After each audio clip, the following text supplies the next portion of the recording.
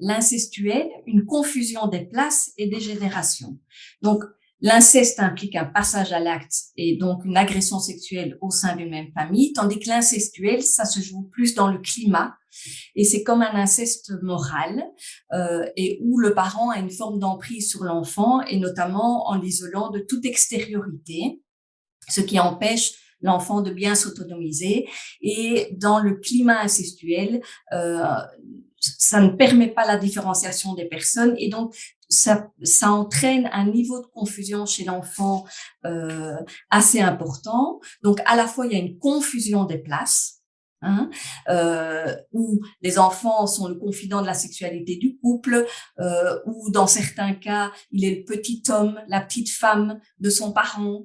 Ça peut être des enfants plus grands qui dorment avec leurs parents, mais de nouveau il faut voir ça comme un ensemble de choses et un ensemble de confusions et pas une seule chose. C'est pas parce qu'un enfant dort avec ses parents que d'office le climat est incestuel.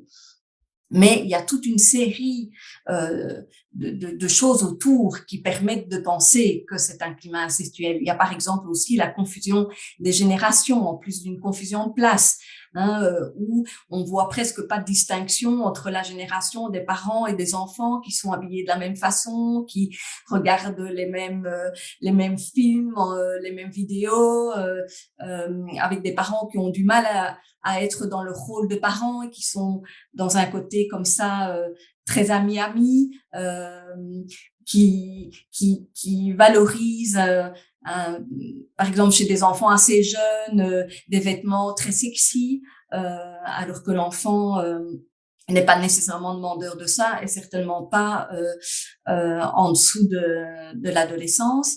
Et c'est aussi des familles où il y a des confusions entre les registres émotionnels, entre l'affection parentale et le sentiment amoureux, et où le parent est très fier que son enfant se colle à lui, à la rigueur soit peu à l'extérieur, raconte tout. Il y a pas de, il y a un partage tant de la vie sexuelle du parent que de l'enfant ou de l'adolescent, par exemple. Il n'y a pas de distinction entre les générations à ce niveau-là. Et où il n'y a pas non plus de respect de l'espace plus privé, hein, où il y a des intrusions sans arrêt dans la salle de bain, des commentaires sur le développement du corps de l'enfant devant tout le monde, des choses comme celle-là. Donc c'est vraiment tout un ensemble de niveaux de confusion qui va être interpellant. C'est pas une chose, c'est vraiment un climat général qui va être interpellant. Alors, le climat social actuel, effectivement, aujourd'hui, ne fait plus contenance et ne fait plus assez limite, hein, puisque il y a cette mode où on expose tout le temps, que ce soit sur la sphère privée ou publique, hein, un homme politique ou un acteur ou un influenceur va exposer tout son quotidien sans mettre de filtre entre le public et le privé. Et tout ça n'aide pas le tout venant à bien comprendre qu'il y a des barrières à mettre entre le monde des adultes et puis le monde des enfants, puisqu'aujourd'hui les enfants ont accès à tout, suivent des influenceurs adultes qui partagent leur intimité, leur quotidien, et les parents suivent les mêmes influenceurs. Donc il n'y a plus comme ça de limites.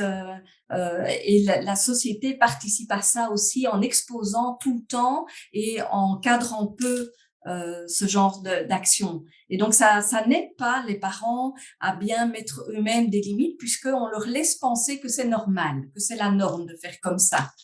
Et ça ne va pas aider certaines familles qui sont déjà plus fragilisées sur ces questions-là.